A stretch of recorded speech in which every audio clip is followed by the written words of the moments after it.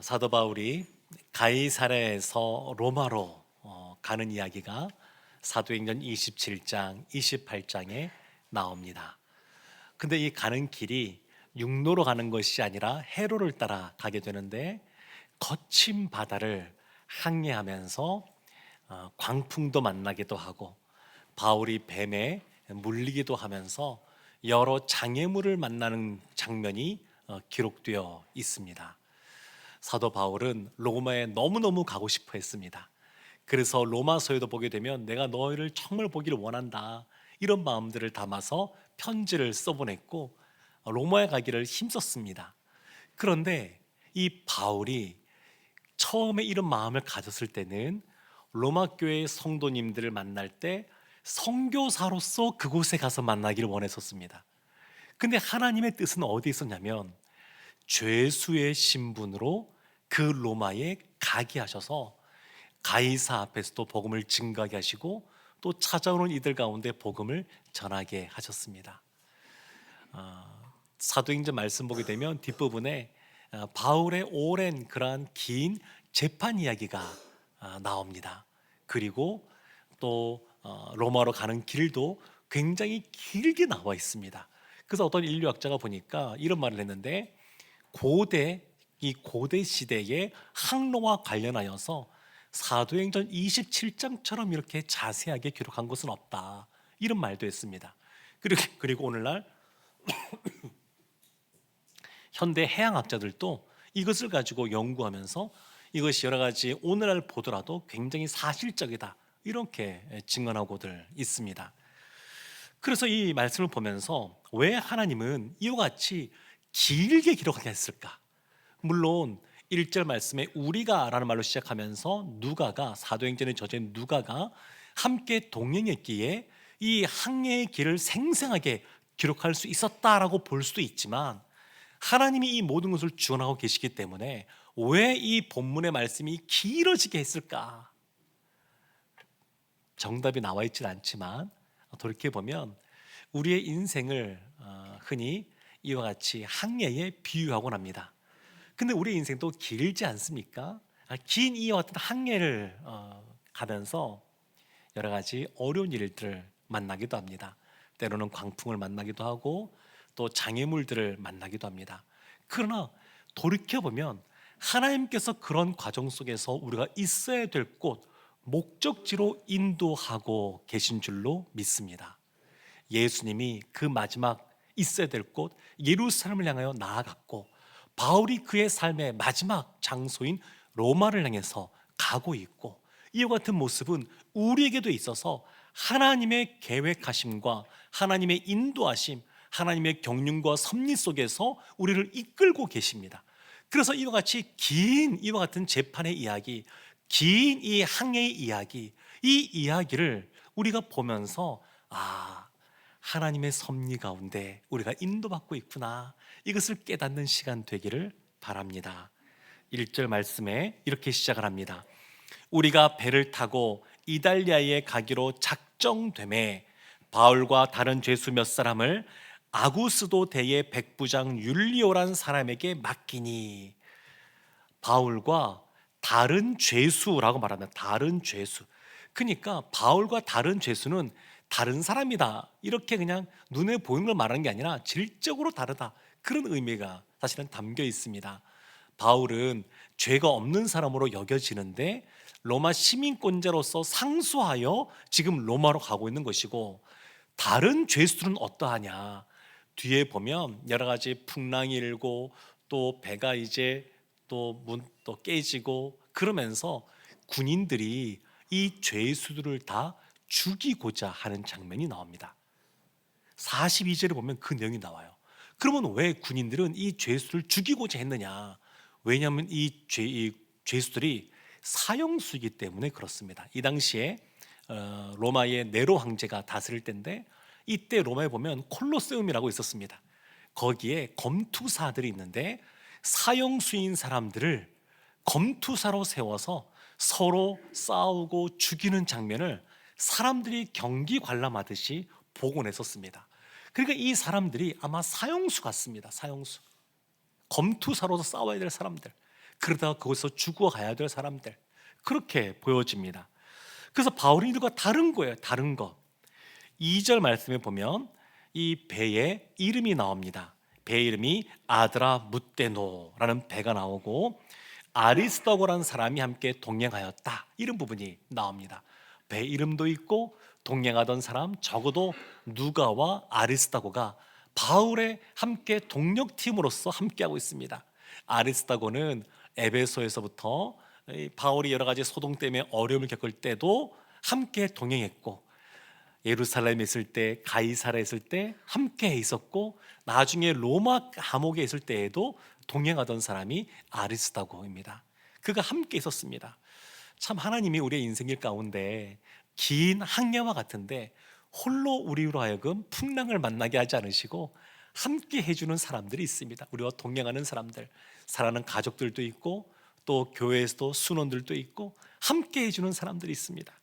바울이 그들과 함께 가고 있었는데 3절 말씀에 보면 백부장 율리오라는 사람이 등장합니다. 3절 말씀에 이튿날 시돈에 되니 율리오가 바울을 친절히 대하여 친구들에게 가서 대접받기를 허락하더니, 백부장인 율리오가 바울을 친절하게 대합니다. 그래서 친구들도 만나게 해줍니다. 근데 사실 이것이 굉장히 이례적인 겁니다. 왜냐하면 죄수가 도망을 치게 되면 그를 지키던 간수가 그 형벌을 대신 받아야 됩니다. 그러니까 이것은 죄수를 호송하는 입장에서는 있기 어려운 일입니다. 그런데 이 율리오가 바울을 선대합니다. 친절하게 대해요. 아마도 이 바울이 죄가 없다라고 하는 이야기들을 들었을 것 같고, 또 로마 시민권자라는 것도 알고 있었고, 또 여러 가지 상황 속에서 이렇게 하지 않았나 싶습니다. 하나님께서 우리의 인생길 가운데 여러 가지 풍랑도 만나고 뱀도 만나는, 장애물도 만나는 그러한 삶을 살아갈 때 마냥 너무 힘들게 우리로 하여금 두지 않으시고, 이와 같이 곳곳마다 우리를 위로해 주고 우리를 친절하게 대해주는 기쁨이 되는 사람들 허락해 주십니다. 바울이 이와 같은 로마로 가는 길 가운데 이런 것들을 지금 누리고 있습니다. 그러면서 이어지는 4절 말씀에 어디를 지나가냐면, 또 거기서 우리를 떠나가다가 맞바람을 피하여 구브로 해안을 의지하여 항해하여, 구브로 섬을 지나갑니다. 구브로는 바울이 1차 전도여행할 때 바나바와 함께 갔던 곳입니다. 그리고 돌아올 때도 이곳을 지나갔고 그 이후에도 배를 타고 지나가던 곳입니다. 그러니까 구브로 섬은 어떤 곳이냐면 바울이 전도했던 곳, 전도의 흔적, 전도의 기억과 추억이 있던 곳이 구브로 섬입니다. 근데 바울이 지금 어딜 가고 있냐면 새로운 전도지 로마를 향해서 가고 있습니다. 옛날 생각나지 않았을까요? 이 구브로 섬을 지나가면서 내가 이때 배를 타고 와서 바나바와 함께 어떻게 지나갔었고, 또 그 이후에 전도할 때도 배를 타고 지나갔던 곳인데, 이런 생각하지 않았겠습니까? 그러니까 전도하며 살아온 흔적이 남아 있어서 또 다른 전도지로 가는 동안 여러 회상에 잠길 수 있다고 하는 것, 행복한 사람 같습니다. 하나님이 주신 사명을 늘 감당하면서 그 사명 감당했던 것을 돌이켜보면서 하나님이 그때 함께 하셨음을 기억하고 또 지금 나가야 될 사명지를 향하여 생각할 때 그 길을 걸어갈 수 있다고 하는 것, 참 행복한 것 같습니다. 6절 말씀에 이제 배를, 또 다른 배를 타게 되는데 이렇게 나옵니다. 거기서 백부장이 이달리아로 가려 하는 알렉산드리아 배를 만나 우리를 오르게 하니, 배를 갈아탔어요. 이번엔 알렉산드리아라고 하는 이름의 배로 갈아탔습니다. 알렉산드리아는 이집트에 있는 나일강에 있는 그 도시인데, 로마가 유럽, 아시아, 아프리카까지 다 점령을 했습니다. 그래서 북부 아프리카까지 점령을 해서 이 애굽에 있는 나일강 삼각지에 있는 곡창지대, 그곳에 있었던 곡식들을 그 로마 전역으로 막 옮기는 겁니다. 로마로 옮겨서 또 사용하곤 했었습니다. 그때 사용되던 배, 그 배에 바울이 올라타게 되었습니다. 이제 9절 말씀부터 보게 되면 본격적으로 이제 항해 가운데 어떤 일들이 벌어지는지가 기록되어져 있습니다. 오늘 제목이 말씀하신 그대로 되니라 라는 그런 제목으로 지금 말씀을 전하고 있는 중인데, 9절 말씀부터 20절까지의 말씀을 보게 되면 바울이 말한 것대로 이루어지지 않는, 그러니까 바울이 말한 대로 행하지 않아서 바울이 말한 그런 경고가 이루어지는 그런 내용을 볼 수가 있습니다. 우리 9절 말씀 함께 합독하겠습니다. 여러 날이 걸려 금식하는 절기가 이미 지났으므로 항례하기가 위태한지라 바울이 그들을 권하여. 여러 날이 걸려 금식하는 절기, 유대인들이 예외 없이 모두가 다 금식하던 때가 있는데, 그때가 언제냐면 대속죄일입니다. 대속죄일. 그때 다 금식합니다. 이때는 양력으로 따지면 보통 9월이나 10월쯤 되는데, 학자들이 바울이 이동하던 이때는 날짜가 10월 5일쯤 될 것이다 이렇게 보고 있습니다. 근데 이때 10월부터는 지중해는 겨울이 시작이 됩니다. 지중해는 겨울바다가 굉장히 흉흉합니다. 그래서 항례하기가 위태로운 거예요. 위태로운 거. 바울이 이것을 강하게 권면하기 시작하는데, 강하게 권면하는, 촉구하는, 그렇게 할 수 있었던 이유 중에 하나가 뭐냐면, 고린도후서 11장 25절에 보면 이런 말씀이 있습니다. 바울이 후반전에 3번 파선하고 일주야를 깊은 바다에서 지냈으며 이렇게 말합니다. 그러니까 아직 예루살렘에 가기 전에 바울이 이미 배를 타고 가다가 배가 깨어지는, 파선하는 경험을 3번이나 했었습니다. 3번이나 했었어요. 일주야를 깊은 바다에서 지낸 적도 있었습니다. 그래서 바울이 전도행한, 선교행한 그 길들을 쫓아보게 되면, 서신서까지 다 찾아보게 되면 바울이 12번 항례한 것이 나오고, 그 항례한 총 길이가 5,600km쯤 된다 이렇게 계산이 나옵니다.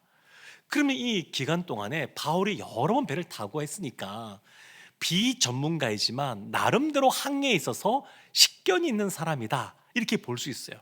근데 바울이 이와 같은 일반인이지만 식견이 있는 모습으로 권하는, 강하게 촉구하는 것이 아니라, 사실 여기서 권하여라고 할 때 이 권하여는 그 단어를 들어가 보게 되면 그 배후에 하나님께서 보여주신 것이 있다라고 하는 것을 전제로 깔고 있습니다.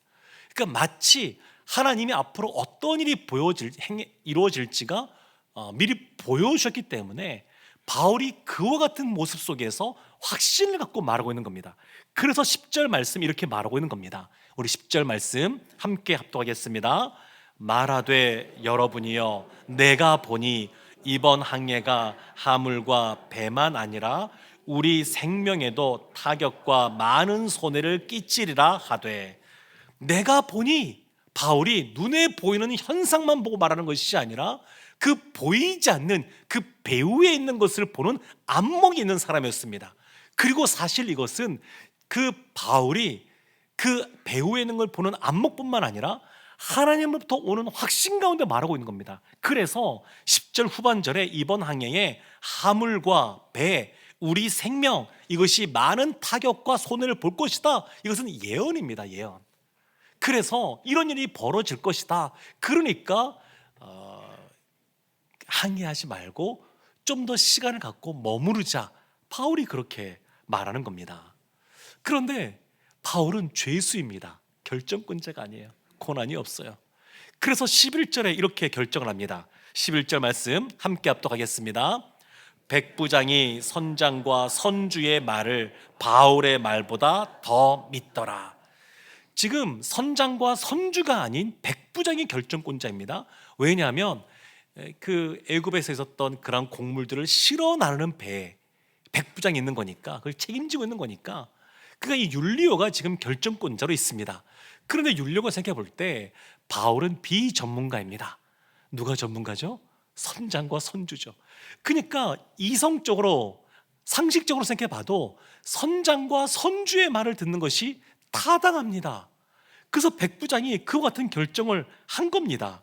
그러면 이런 생각을 해볼 수 있습니다. 거꾸로 생각해 보면 지금 이 겨울에 바다를 항해하는 것이 굉장히 위태롭다고 하는 것을 비전문가인 바울도 알고 있는데, 왜 전문가인 선장과 선주는 항해를 하자고 이야기했을까? 그 이유가 12절에 나옵니다. 12절에 이렇게 말합니다. 그 항구가 겨울을 지내기에 불편하므로 거기서 떠나 아무쪼록 베닉스에 가서 겨울을 지내자 하는 자가 더 많으니, 미양이라고 하는 그런 항구 도시는 너무 작아요. 그래서 겨울에 지내기가 불편합니다. 그 사람들이 여기보다 조금 더 가면 베닉스라고 있으니까 거기 가서 우리가 좀 쉬자. 그리고 실제로 미양에서 베니스까지 64km가 떨어져 있는데 로마로 조금 더 가는 길이에요. 그러니까 어차피 로마 가는 길인데 며칠 더 항해해서, 그래서 베닉스에서 겨울을 편안하게 보내자, 이렇게 말한 겁니다. 거기다가 배가 아주 작은 배가 아니에요. 사람이 276명이 타고 있었고 거기에 곡물들도 실려 있었으니까 배도 어느 정도 크고 하니까 이 정도는 갈 수 있다. 그들이 그렇게 판단했습니다. 13절 14절 말씀, 그 결과가 어떻게 이어지는지가 나오는데요, 우리 함께 말씀 합독하겠습니다. 남풍이 순하게 불매 그들이 뜻을 이룬 줄 알고 닻을 감아 그레데 해변을 끼고 항해하더니 얼마 안 되어 섬 가운데로부터 유라굴로라는 광풍이 크게 일어나니, 남풍이 순하게 불매, 처음에는 순풍이 불었습니다. 사람들이 어떤 생각을 했을까요? 그럼 그렇지, 전문가 말이 맞지, 바울은 뭐 잘 알지도 못하면서 우리에게 괜히 이렇게 걱정하게 만들었네, 이런 생각하지 않았겠습니까? 우리가 삶을 살면서 여러 가지 선택해야 되는 순간들이 있습니다. 어떤 것이 하나님의 뜻인지, 하나님의 인도하심인지 고민될 때가 있습니다. 그러면 어떻게 판단할 수 있을까요? 어떤 분들은 환경을 통해서 판단하기도 합니다. 환경이 순적하게 열리면 하나님의 뜻이다.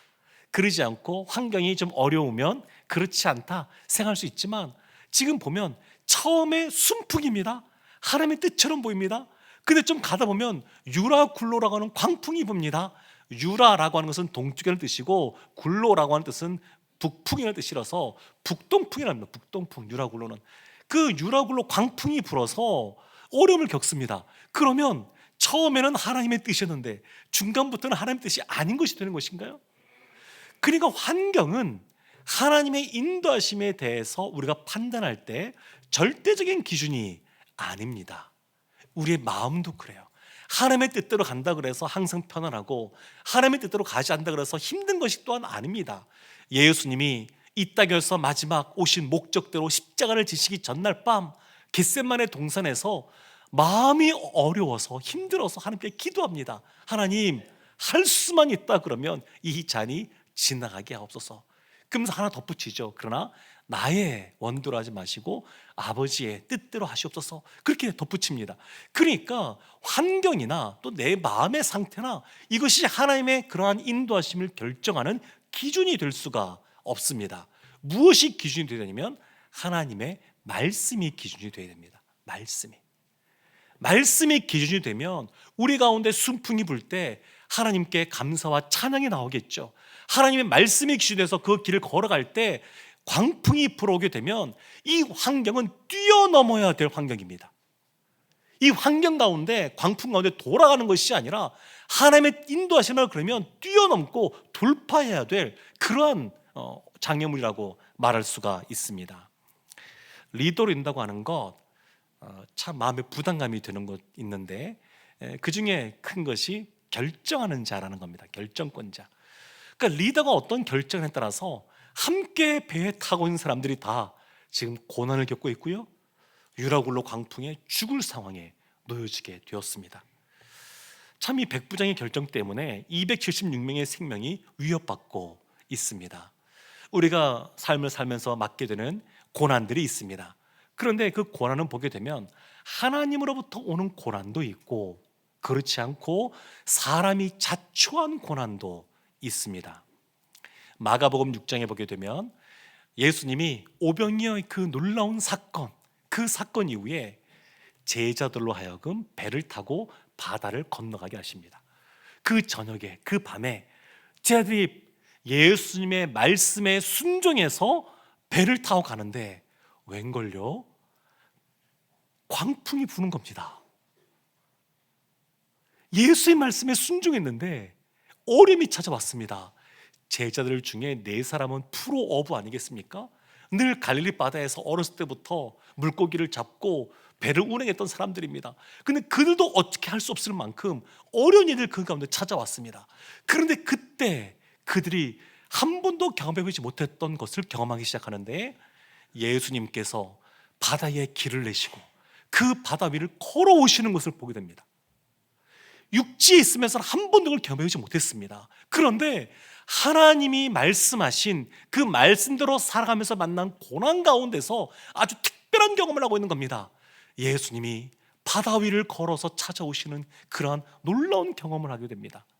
사랑하는 성도 여러분, 그래서 우리가 예수를 모시고 살아가는 신앙생활을 할 때에 하나님이 주시는 놀라운 기쁨과 평안들이 있는데, 그때 언제 그것이 진하게 우리 가운데 다가오냐면 우리가 고난의 현장 가운데 있을 때, 그때 이런 것을 경험하게 됩니다.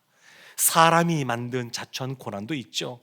그런데 이 사람이 만든 그런 자초한 고난들은 보게 되면 그 결과가 상실입니다. 뒤에 이제 읽어보겠지만 그들이 갖고 갔었던 그러한 곡물들, 가지고 있는 것들 다 바다에 던질 수밖에 없었습니다. 그렇게 되었어요. 그 내용이 18절 19절 이렇게 나옵니다. 우리가 풍랑으로 심히 애쓰다가 이튿날 사공들이 짐을 바다에 풀어버리고 사흘째 되는 날에 배의 기구를 그들의 손으로 내버리니라. 짐을 풀어버리고 사흘째 되는 날 배의 기구도 내버리고 말았습니다. 그러니까 이것은 자초한 고난이라고 볼 수가 있습니다. 그렇지만 이것이 끝은 아닙니다. 왜 하나님은 바울로 하여금 먼저 고난하게 했을까? 당연히 그들이 듣지 않을 것을 알면서도 고난하게 하셨습니다. 그렇지만 그 고난 것 때문에 뒤에 이어지는 사건을 보게 되면 이후에 바울의 말을 사람들이 귀담아 듣기 시작합니다. 그리고 배의 실질적인 결정권자가 바울이 됩니다. 하나님이 이것을 만들고 계신 거예요. 그리고 사람이 자초한 고난이지만 하나님께서 이 모든 과정 속에서 은혜를 베풀어 주셔서 합력하여 선을 이루시는데, 아마도 율리오가 예수님을 믿게 되지 않았을까 싶습니다. 그 이름도 분명하게 기록이 되어 있고, 그리고 믿지 않을 수가 없습니다. 그 내용들이 이제 이어져서 나오게 됩니다. 18절 말씀에 이런 말씀이 있었습니다. 우리가 풍랑을 심히 애쓰다가, 우리가 바울입니다. 바울과 누가와 또 아리스타고 이와 같은 선교 팀이 있는데, 그 우리가 풍랑으로 심히 애쓰다가 이튿날 전문가인 사공들이 물건들을 버리기 시작합니다. 그러니까 물건을 버리기 전에 그리스도인들은 무엇을 하는가, 영적인 사람들은 무엇을 하는가, 그들이 해야 될 역할이 있습니다. 아직 전문가들이 판단해서 여러 가지 바다 가운데 환란을 만났을 때, 풍랑을 만났을 때 또 행동해야 될 그런 프로세스가 있지 않겠습니까? 그러한 매뉴얼이 있지 않겠습니까? 그걸 행하기 이전에 이미 어려운 일이 주어졌을 때 영적인 사람들은 그 자신들의 일을 감당하고 있습니다. 기도하지 않았겠습니까? 하나님, 이 광풍 가운데 하나님이 보여주신 것처럼 이제 재물도 사람의 생명도 타격을 입고 큰 손해를 보게 될 텐데, 하나님 긍휼히 여겨 주셔서 우리를 좀 살려달라고 기도하지 않았겠습니까? 그리고 실제로 물건들은 버리게 되는 겁니다. 그 이후에. 그리고 20절 말씀, 그들이 어떤 상황에 처해졌는지가 나오는데, 우리 20절 말씀 함께 합독하겠습니다. 여러 날 동안 해도 별도 보이지 아니하고 큰 풍랑이 그대로 있음에 구원의 여망마저 없어졌더라. 해가 보이지 않으니까, 해가 뜨는지 낮인지 밤인지 구분이 안 되니까 며칠이 지난지도 모릅니다. 별이 보이지 않으니까, 이 당시에 별이 보여야 그거를 방향 삼아서 또 항해를 할 텐데 그것도 별도 보이지가 않습니다. 여러 날 지났지만 여전히 광풍이 그대로 있습니다. 큰 풍랑이 그대로 있습니다. 그러니까 사람들이 물건도 다 버렸습니다. 그런데 할 수 있는 건 다 해봤는데 이제는 헤어날 방법이 없습니다. 그러니까 구원의 여망만저 없어졌더라. 소망이 다 사라지고 끊어지고 그냥 이제 이렇게 생명이 끝나나 보다 하는 그런 상황이었습니다. 그때 소망이 끊어진 상태에서 바울이 다시 등장합니다. 바울이 어떻게 보면 이 상황에서 가장 억울한 사람 아니겠습니까? 내가 경고했잖아요. 내가 이렇게 될 거라고 얘기했잖아요. 그런데 왜 그렇게 안 해서 나까지 죽게 합니까? 이렇게 말할 수 있는 상황 아니겠습니까? 그런데 바울이 그렇게 억울한 사람의 희생자의 그런 모습으로 나타나는 것이 아니라 사람들에게 소망을 주는 사람으로 등장합니다. 그것이 21절 말씀에 이렇게 시작을 합니다. 여러 사람이 오래 먹지 못하였음에 바울이 가운데 서서 말하되 여러분이여 내 말을 듣고 글에 대해서 떠나지 아니하여 이 타격과 손상을 면하였더라면 좋을 뻔하였느니라. 오래 먹지 못했음에 풍랑이 얼마나 심한지 먹지도 못합니다. 사람들이 먹을 수가 없어요. 그 사람들에게 말하죠. 좋을 뻔하였느니라. 이것은 책망하거나 꾸짖는 것이 아닙니다. 그냥 이제 바울이 말하는데 첫 번째 본인이 권했던 말을 기억하라고 하는 의미로 그러한 서론으로 서두로 꺼낸 말일 뿐입니다. 22절 말씀에 진짜 하고자 하는 말이 등장합니다. 22절 말씀 함께 합독하겠습니다. 내가 너희를 권하노니 이제는 안심하라. 너희 중 아무도 생명에는 아무런 손상이 없겠고 오직 100분이리라. 내가 권하노니 첫 번째 바울이 권할 때 사람들이 무시했습니다. 전문가가 아니라고. 두 번째 권할 때 사람들이 귀를 쫑긋 세우고 듣습니다. 그러니까 우리가 삶을 살면서 상황이 나빠지는 것 그리스도인들에겐 꼭 나쁜 것이 아닐 수도 있습니다. 상황이 나빠지기 전에는 예수 믿는 사람들의 말을 안 듣습니다. 그런데 상황이 나빠지니까 하나님의 사람의 말에 귀를 기울이기 시작합니다. 바울이 했던 말이 뭐냐면 첫 번째, 이제는 안심하라. 구원의 여망조차 없는 그 상황에서 바울이 이제는 안심하라. 이와 같은 일이 벌어질 것이라고 예언했던 바울이 이제는 안심하라. 이 말을 들으니까 사람들 마음에 그래도 아주 온전하게 이 말을 받아들이진 않아도 그래도 마음이 좀 풀어지지 않겠습니까? 아, 우리가 살 길이 있나? 이런 생각하지 않았겠습니까? 바울이 왜 이와 같이 이제는 안심하라 이렇게 말을 하는 거냐면 그 이유를 23절, 24절에서 이렇게 설명합니다. 내가 속한 바 곧 내가 섬기는 하나님의 사자가 어젯밤에 내 곁에 서서 말하되 바울아 두려워하지 말라. 내가 가이사 앞에 서야 하겠고 또 하나님께서 너와 함께 항해하는 자를 다 내게 주셨다 하였으니. 하나님이 찾아오셔서 말씀하시기 때문입니다. 하나님이 사자를 보내서 지난밤에 바울에게 말씀하였습니다. 첫 번째 말은 바울아 이름을 불러주시고 두려워하지 말라. 바울은 하나님과 늘 동행하는 삶을 살고 있음에도 불구하고 풍랑이 일면 사람인지라 두려움이 찾아오는 겁니다. 바울이라고 마음이 늘 그냥 평안한 것이 아닙니다. 평안한 것이 아닙니다. 지금 상황이 얼마나 긴박하고 그리고 이게 위급한지가 이제 보여집니다. 바울도 두려웠습니다. 그러니까 하나님이 두려워하지 말라 이런 말씀하시죠. 사도행전에 보면 하나님이 찾아오셔서 두려워하지 말라 바울에게 말씀하시는 경우가 여러 번 나옵니다.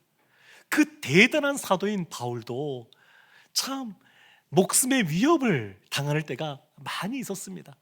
바울에게 두려워하지 말라 말씀하신 이후에 그 이유를 이렇게 말씀하십니다. 내가 가이사 앞에 서야 하겠고. 바울에게 주신 사명이 있잖아요. 처음 부를 때부터 너는 이방과 왕들 앞에서 복음을 전할 것이다 라고 사명을 주었습니다. 그리고 그 이후에 로마에까지 가서 복음을 전할 것이라고 하는 사명을 확실하게 하나님께서 알려줬습니다. 그러니까 그 사명 때문에 바울은 죽지 않게 될 것이다 이렇게 말씀하고 있는 겁니다. 사랑하는 성도 여러분, 사명이 있는 자는 죽지 않는 줄로 믿습니다. 하나님이 주신 사명을 감당하기까지는 하나님은 이 땅에서 우리가 그것을 감당할 수 있도록 힘을 주시고 이끌어 가십니다. 바울은 지금 그것을 경험하고 있습니다. 그런데 약간 눈에 띄는 표현이 뭐냐면 이런 표현이에요. 24절 끝에 하나님께서 너와 함께 항해하는 자를 살려주신다 이렇게 말하면 되는데, 목숨을 살려주겠다 이렇게 말하면 되는데, 그게 아니라 다 내게 주셨다 이렇게 표현하면, 내게 주셨다. 왜 이렇게 표현했을까? 하나님은 왜 바울 너에게 주었다? 그 말은 그 옆에 있는 사람들이 다 바울 때문에 살게 된다라고 하는 것도 의미하면서도, 동시에 바울은 어떤 사람입니까? 만나는 사람들에게 기회가 될 때마다, 또 기회가 없어도 복음 전하는 사람입니다. 그러니까 이들의 생명만 살려주는 것이 아니라, 육신의 생명만 살려준 것이 아니라, 하나님은 이들에게 그들의 영혼도 바울을 통하여 주님께로 올 수 있도록 하나님이 계획하고 있다고 하는 것을 이 단어가 보여주고 있습니다. 그러니까 백부장 율리오가 예수님 믿는 사람이 되었을 겁니다. 뒤에 이어지는 사건들 보면 그걸 알 수가 있습니다. 사랑하는 성도 여러분, 사람은, 특별히 예수 믿는 사람은 두 가지 모습으로 구분해 볼 수가 있습니다. 하나는 바울 같은 사람이고요, 또 한 사람은 요나 같은 사람입니다. 바울은 바울 때문에 옆에 있는 사람들이 함께 생명을 보호받고 얻게 되었습니다. 요나는 그가 배를 타고 갔더니 요나 때문에 함께 배 타고 가는 사람들이 짐도 잃어버리게 되고요, 목숨도 위협받는 상황에 처하게 되었습니다. 다 하나님 믿는 사람들입니다. 그런데 왜 한 사람은 주변에 있는 사람들을 유익을 주고 이롭게 하고 그들을 살리는 사람으로 살아가고, 왜 한 사람은 그 때문에 옆에 있는 사람들이 힘들어지게 될까요? 분명한데 그것은 하나님 말씀에 순종하느냐 불순종하느냐입니다. 바울은 하나님 말씀에 순종하며 가니까 그 가는 길 가운데 풍랑이 일어도 그 사람 때문에 사람들이 바울 때문에 살아납니다. 요나는 하나님 말씀에 불순종해서 다시스로 도망을 쳤습니다.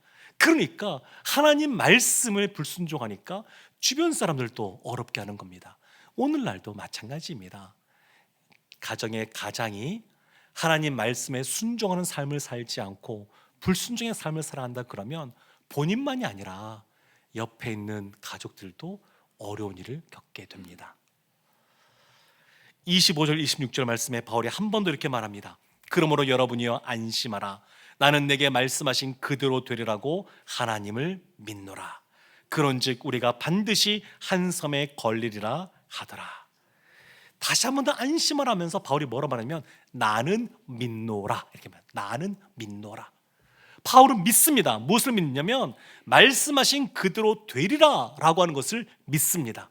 아직 이들이 생명이 구원받지 않았습니다. 광풍은 그대로입니다. 벗어나지 않았습니다. 그렇지만 바울은 확신하고 있습니다. 나는 믿는다. 하나님 말씀하신 대로 행하실 것을 믿는다. 이와 같이 광풍이라는 것도 그 이전에 보여주셨고, 그리고 그 광풍 중에서도 우리를 구원할 것을 내가 믿는다. 그래서 바울이 내가 믿는다, 내가 하나님을 믿노라, 이 말은 하나님의 존재 그거 자체를 믿는다라는 의미뿐만 아니라 나를 지켜주시는 하나님을 내가 믿습니다. 나를 보호하시는 그 하나님을 믿습니다. 말씀대로 신실하게 이루시는 그 하나님을 나는 믿습니다. 그리고 나에게 사명을 주시고 아무것도 안 하시는 분이 아니라 여전히 열심히 일하시고 계시는 그 하나님을 나는 믿습니다. 바울이 그것을 믿고 있습니다. 사랑하는 성도 여러분, 그래서 믿음이라고 하는 것은 뭐냐면 지금도 살아서 우리를 위해서 싸우시고 일하고 계시는 그 하나님을 믿고 있는 겁니다. 사도행전은 저자인 누가가 데오빌로 각하에게 서신을 써보냈습니다. 그런데 그 데오빌로뿐만 아니라 이 서신을 누가 읽는 거냐면 초대교회 성도들이 읽고 있습니다. 그 중에서도 로마에 있는 성도들도 읽지 않았겠습니까? 로마에 있는 교회 성도님들이 이 사도행전의 내용을 읽으면서 어떤 생각이 들었을까요? 아니, 왜 하나님은 사명을 감당하는 사람에게 왜 이렇게 고난을 주신대? 이런 질문을 할까요? 그러진 않을 것 같습니다. 야, 바울이 우리 가운데 너무너무 오기를 원했고 또 로마까지 왔는데 그 과정에 이런 어려운 일들이 있었구나. 그것들을 이겨내고 이곳에 왔구나. 더 나아가서 하나님께서 우리의 삶 가운데 때로는 어려운 일도 허락하기는 하시지만 하나님의 처음 가셨던 경륜과 섭리 속에서 하나님께서 이 모든 것을 일하고 계시면서 이것을 이루어가고 계시구나, 그걸 느끼지 않았겠습니까? 아마 읽는 로마교회 성도님들은 이 장면을 보면서 가슴이 벅찼을 겁니다. 바울이 우리를 얼마나 사랑하는지, 그보다 하나님이 우리를 얼마나 사랑하셔서 바울을 통하여 우리에게 말씀을 선포케 하시고 바울을 통하여 주님의 제자로 자라게 하시는가, 그것을 생각하면 가슴이 벅차올랐을 겁니다. 사랑하는 성도 여러분, 이 하나님이 우리의 하나님인 줄로 믿습니다. 하나님이 이 바울의 하나님뿐만 아니라 로마교회 성도님들의 하나님뿐만 아니라 우리의 하나님입니다. 우리의 하나님. 그 하나님이 우리에게도 말씀대로 그대로 행하실 줄로 믿습니다. 우리를 지켜주시고 보호해 주시고 우리 가운데 신실하게 행하시는 하나님의 모습으로 있을 줄로 믿습니다. 이런 하나님을 늘 경험하며 살아가는 우리 모두가 되기를 주님의 이름으로 축원합니다. 아멘.